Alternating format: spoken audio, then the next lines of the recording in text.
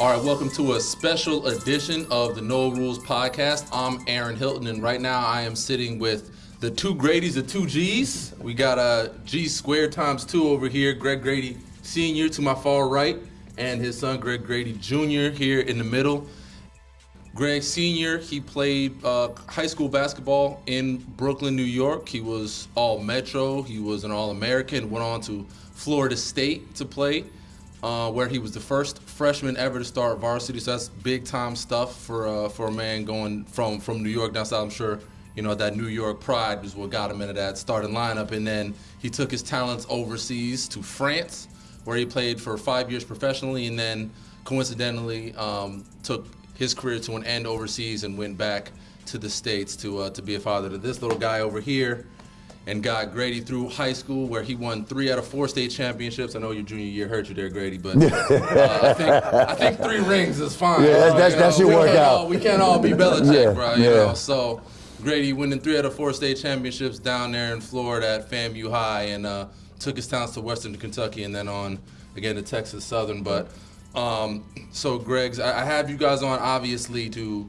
discuss one of the hot button topics here that we have in college basketball and soon to be the NBA now, with Lavar Ball, father of UCLA point guard Lonzo Ball, who has been in the news throughout the entire college basketball season, but even more recently, given this press tour that he's had with First Take and a couple other appearances that he's had, Sports Nation and things like that.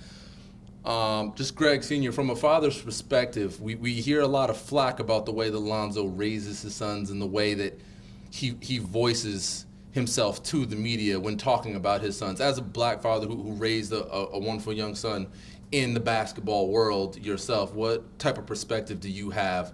Do you agree with the sensibilities and how he attacks it? How would you describe that? I think, number one, I want to commend him for what he did, because if you watch the boys, they actually conduct themselves very, very professional, very, very mature, and they seem to have got that handle on life, especially the one that's in college right now with all the different things swirling around them. So I commend him for that. He got them to the point where they're playing incredible basketball, and they are a talent, and I appreciate that. And as a father, if I have an opportunity to promote, to increase, to create a situation where he can make gazillions, yes, I did say gazillions, it's in the dictionary, and if I can do that, I'm going to do that. But I think the problem I have as an adult and as a father, don't make it about you. Don't put your son in an environment where people are going to be coming after him, and don't give the enemy, ammunition. Don't do it. Don't give him that target that's going to be on his back and guys are going to be after him. His world is going to be tough enough as it is without your meddling. But everything else I can understand, and we'll probably go a little further, a little deeper into it. But yeah, I got to first give him his props. I just want to say that all of us got to operate in a certain boundary. And I think from time to time, with his presumptuous and abrasive way, he overstepped his boundary. Yeah, no, for me, being the son, it was one of the situations where you don't really think about what your father's saying and what you're doing. All you know is that he's setting you up in a position to succeed. You know, he gave you the tools from the moment you touched the ball until you got to high school. Now, like you said, I won't say all the hard work is done, but the majority of it is done already. And so now you're just living the life and trying to be the best basketball player you can be. And for me, I was kind of like, Lonzo, where, I was quiet. I wasn't doing a lot of talking, so he kind of really did a lot of talking for me. I just let my game speak for itself. But at the same time, when you have respect for your father, you don't question what he's saying, because in your mind, he hadn't done nothing wrong or bad to me. I'm like, well, my job should be to make him look good. So if he's saying, I'm going to be this, I'm going to be that, well, when I get on the court, I want to make sure I do that. So for me, it was like extra incentive to go out and play well. And coming from where I'm from, being in Tallahassee, where I went to FAMU High, we already had the X on our back for being, a winning program. So that was already pressure as is. So even the pressure it put on me, I already had it stepping into high school, trying to play varsity and trying to live up to the team that had just passed us and say, hey, here's the torch. Can you handle it? That was already pressure. Yeah. And this is one of the things that I love from my coach. Our state tournament was in Lakeland, Florida. My coach, first day of practice, he looked at me and said, I don't know about you guys, but I'm going to take a vacation in March in Lakeland, Florida. Either you coming with me or I'm coming by myself, but I'm going. So our mindset, day one, pressure's on from not just my father, not from the girls or whoever in that school. It came from my coach. So even if he had never said anything, as a black coach, he knew what kind of structure we need, and he put the pressures on it then. So it was nothing really my father could say or do. I mean, he's the loudest in the gym. You know what I mean? So Is there some truth to that? So it was one of them things where it's like, I already know going to the game. I know where he's going to be at. I don't even have to see him. I hear him.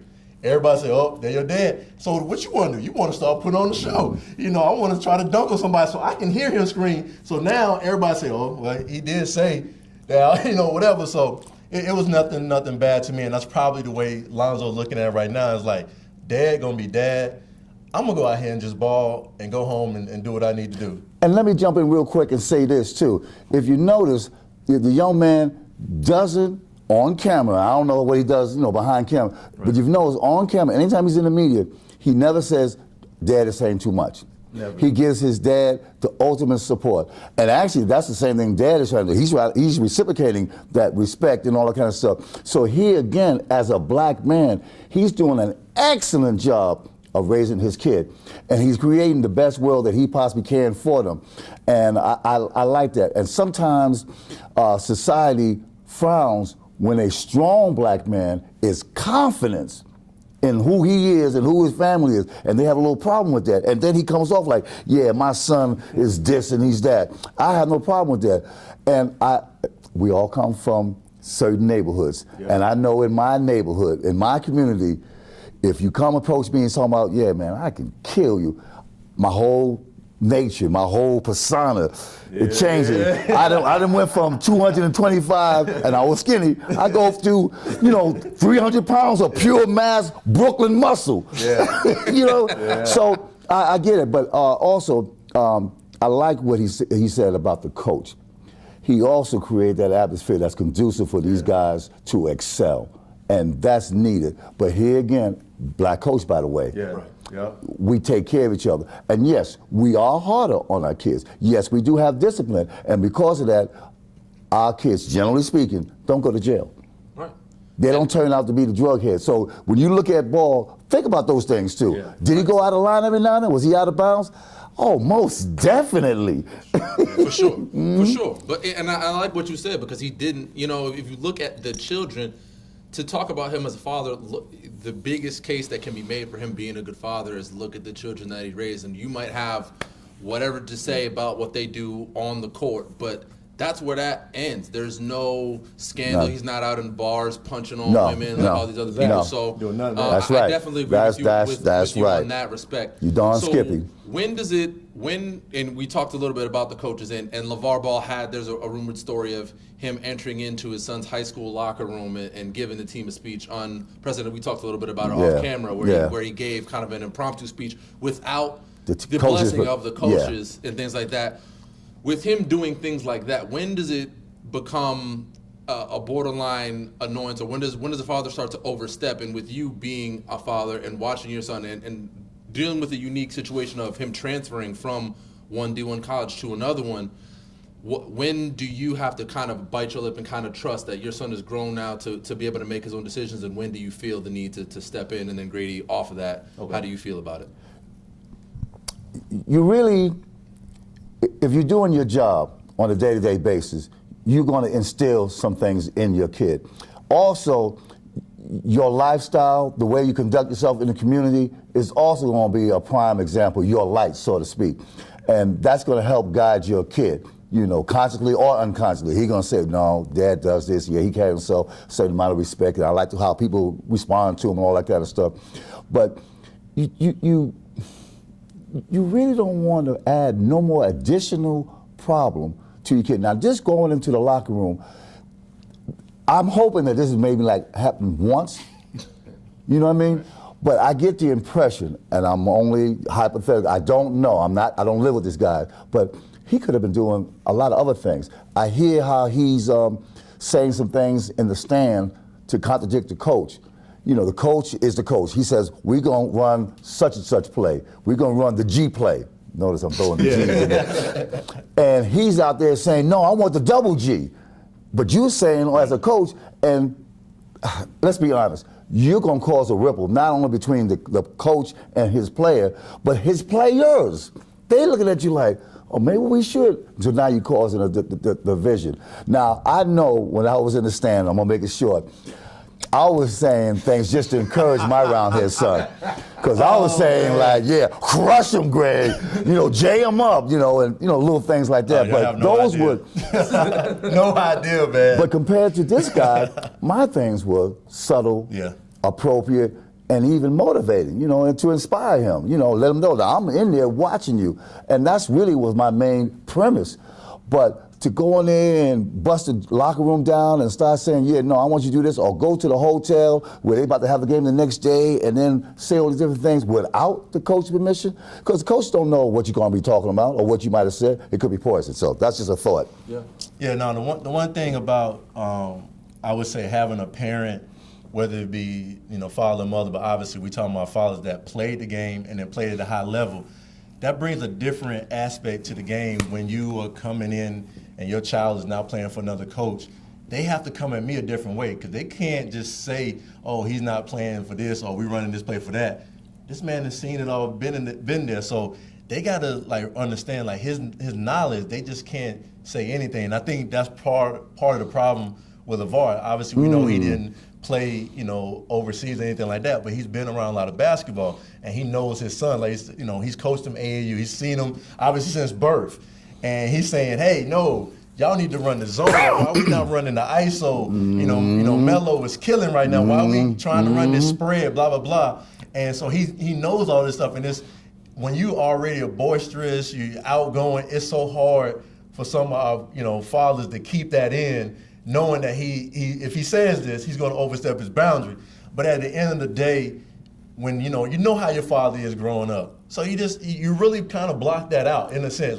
No disrespect to my father, but you got to have two separate ears. You got to really three. You got to have an ear for your coach, ear for your teammates, and then that last ear is like the crowd or your parents. And you just got to know how to decipher through all three of those throughout the game and just throughout life. Amen. And the thing that I think what keeps Lavar going is the fact that he's felt like he's trained his sons for all of this. So he's like, I can say whatever I want. That's not going to stop the mission. The mission is get to the league. They own their way. Why would I why would I stop talking knowing this is what has got them to this point? And that's what he did. No matter what he said or what he did, he's prepared me, for these moments. I mean, between him and my mother, if I was talking in the house, my mom would stop me, redo that. I had damn near interviews in the house, just preparing for that moment. It's like, you're going to be on TV one day. You need to learn how to talk. You need to learn how to sit up. You need to learn how to, blah, blah, blah, blah, blah. And so, I didn't make the NBA or anything like that. I played, college at high level, obviously played in Europe as well. But it started in the house, and I didn't question any of those things. Maybe some other kids might have said, well, why can't I talk the way, my boys talk on the, we say this, we say that. But they was like, no, not right now. This is serious. Because this is going to be your life one day. It's going to be cameras and microphones in your face. What are you going to do? And so that training, that preparation every day in the house, when you go out, like you mentioned, you're now ready to make those decisions. Now, he's not worried about when I was at Western Kentucky and now it's like, okay, now another life-changing situation. Am I staying or am I going? He said, man, it's on you. Yeah. I've already done the work. We've been doing this since you was 5. Yeah. I know you know the right decision and where you'll be able to play at the best way. So, for him, it's just one of them things, man. It's like it's kind of hard to explain that relationship, especially, like say you got a father from Brooklyn and you got him coming from, the hood in LA. It's a different, bravado that they have. It's a survival instinct that they have that I'm not letting my son or sons fall to any of this crap. Let me do what it takes that I know how I got out. They're not going to have to see anything I went through. And I think that's why he's doing it. He's pushing them so hard, but they love it. So it's not even pushing no more. And that's the thing. Once you know your kid, well, obviously you know your son. Yeah, definitely. You're not even worried about it no more. And just real quick, another side of trying to prepare your son and being involved. We went on the court together and played. You know what I mean? Because my recreational background as a professional, I had leagues.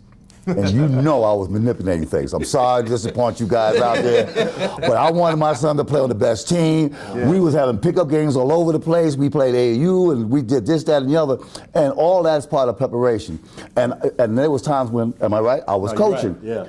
Yeah. And I was hitting them with the Grady dimension, man. I was like, well, my stuff was like, yeah. But also, not only that, the flip side I want to mention real quick is, in my recreational professional life, I was being interviewed on the radio and on TV, and we had a local radio station like everybody else, and I was on it, but I brought my son, and I cleverly manipulated a situation where I was able to pass the mic on to him. Yeah. So he done heard me talk and all that kind of stuff, so he's relaxed more, he done been exposed, and then all of a sudden, he's getting an opportunity to say something, and my boy handled like a champ. Oh, my head swelled up this big. Oh, shoot, you couldn't tell me nothing for weeks. Florida boy handled himself well. Yeah, he did. But I mean, that helped them because when you play in sports, you're going to be interviewed. Yes. Right. The paper, the TV, the radio, things of that nature, the school newspaper, people gonna want to talk to you. Our Caucasian people gonna want to walk up to you and say, well, how did you do that?